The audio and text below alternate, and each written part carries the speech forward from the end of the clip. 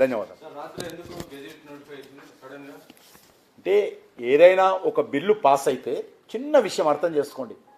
Congress party నాయకులకు వాళ్ళు తప్పుడు ప్రచారం చేస్తారు. ఎందుకంటే వాళ్ళకు తప్పుడు ప్రచారం చేయడమే ఏకైక విధానం. నరేంద్ర మోడీ గారు ఏది చేసినా, ఆయన నరేంద్ర మోడీ గారు అడుగు తీసి అడిగేస్తే వాళ్ళకు చెడు కనిపిస్తుంది.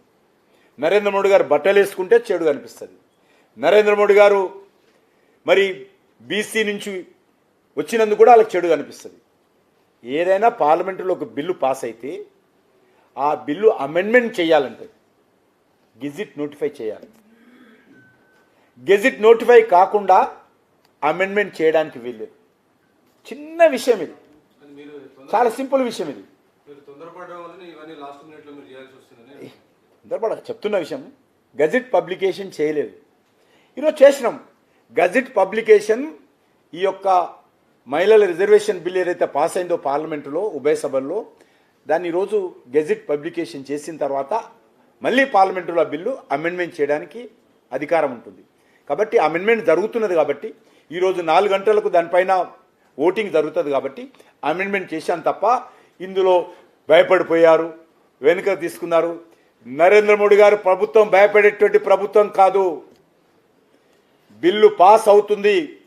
బిల్లు పాస్ అయినా పాస్ కాకపోయినా ఈరోజు దేశంలో ఉన్నటువంటి ఆడబిడ్డలు, దేశంలో ఉన్నటువంటి యువత, దేశంలో ఉన్నటువంటి బడుగు బలైన వర్గాల ప్రజలు, దేశంలో రాజకీయాలలో పైకి రావాలని కోరుకుంటున్నటువంటి ఆయా రాజకీయ పార్టీలో ఉన్నటువంటి రెండవ తరం యువత ఖచ్చితంగా ఈ పార్టీలకు బుద్ధి చెప్తారు. ఆ విషయంలో తేల్చుకుంటాం. అది పార్లమెంట్లో మాట్లాడాను. అది అందుకని రాత్రి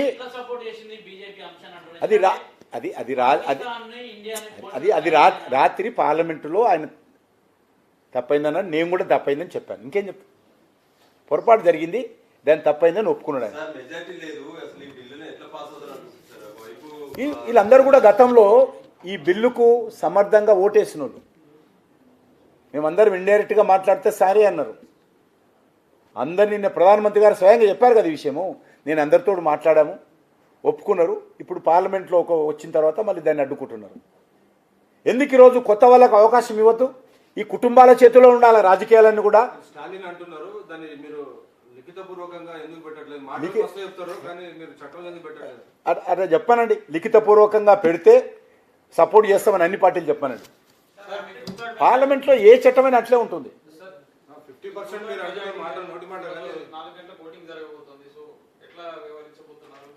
ఏం వివరించేది ఉంటే పార్లమెంట్లో ప్రజలు చూస్తున్నారు. ఇదేం సీక్రెట్ లేదు ఇక్కడ. ఎవరెవరు బిల్లుని అడ్డుకుంటున్నారో, ఎవరెవరు మహిళా రిజర్వేషన్ వ్యతిరేకిస్తారో, ఎవరైతే కొత్త తరం రాజకీయ నాయకులు రాజకీయాలు రాకూడదు అనుకుంటారో, ఎవరైతే తమ కుటుంబాల చేతుల్లో చెప్పు చేతుల్లో రాజకీయాలు ఉండాలని కోరుకుంటున్నారో అందరి విషయం 4 గంటలకు ఓటింగ్లో బయటపడుతుంది. ప్రజలే దాన్ని చూస్తారు.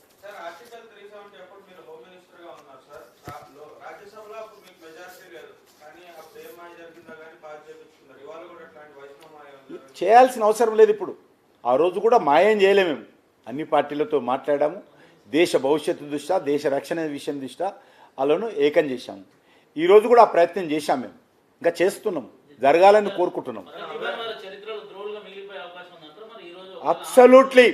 ఈరోజు మహిళా రిజర్వేషన్ విషయంలో కొత్త తరం రాజకీయ నాయకులకు, బడుగు బలైన వర్గాలకు అవకాశం ఇచ్చే విధంగా ఈరోజు నరేంద్ర మోడీ గారు అసెంబ్లీ సీట్లు, పార్లమెంట్ సీట్లు పెంచేటువంటి ప్రయత్నంలో ఎవరైతే అడ్డుకుంటారో వాళ్ళు ఖచ్చితంగా ఈ దేశంలో అనేక రోజులుగా జరుగుతున్నటువంటి